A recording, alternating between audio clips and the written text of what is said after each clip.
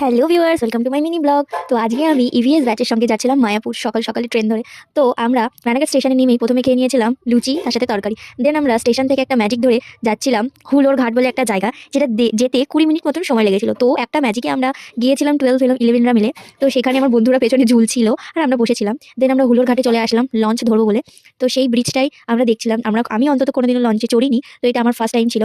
তো আমরা লঞ্চে চড়ে চলে আসলাম হুলোর ঘাটে। দেন ওখান থেকে টোটো ধরে আমি আর আমার বন্ধুরা মিলে যাচ্ছিলাম চৈতন্যদেবের মাসি বাড়ি। তো সেখানেই যাচ্ছিলাম। তো সেখানে আর রাস্তায় পড়ছিল খুব সুন্দর সুন্দর মন্দির। দেন আমরা জুতো খুলে টোটোতে রেখেই হাঁটতে হাঁটতে খালি পায়ে চলে গেলাম মন্দিরের ভেতরে। মন্দিরটা খুবই সুন্দর ছিল, কিন্তু সকালবেলায় মন্দিরগুলো আবার বন্ধ হয়ে যায়, তারপরে আবার 4টের পরে মন্দিরগুলো খোলে। তো আমাদের যেতে যেতে একটা তো বেজে গিয়েছিল। তো তার জন্য আমরা কোনো ঠাকুর দর্শন করতে পারিনি, কিন্তু মন্দিরগুলো ঘুরে দেখতে পেরেছি।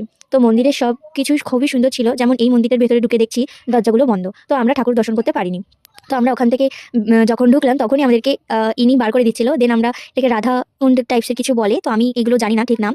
তো এই পাহাড়টার মতন আমি চারপাশে পাক খাচ্ছিলাম, যেহেতু সবাই বলছিল চারপাশে পাক খেতে হয় আর এই জল নাকি মাথায় ছেটাতে হয়। তো স্যার আমাদের সেইগুলোই মাথায় একটু একটু করে দিয়ে দিচ্ছিল। দেন আমরা ওখান থেকে বেরিয়ে চৈতন্যদেবের জন্মস্থানে আসি, যেখানে নাকি চৈতন্যদেবের জন্ম হয়েছিল।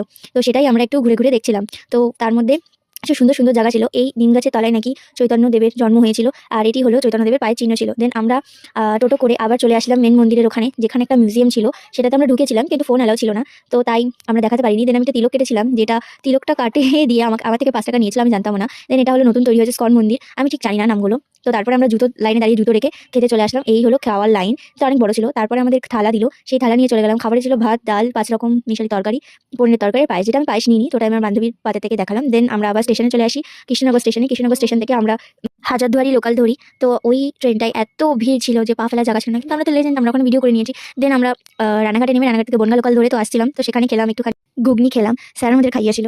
দেন আমরা গানের লড়াই খেলতে খেলতে চলে আসলাম বনগায়। তো এরকম ব্লগ দেখতে চাইলে আমাকে সাবস্ক্রাইব করে নিও, like, comment and share. Next ব্লগে দেখা হচ্ছে, বাই আজকের মতন।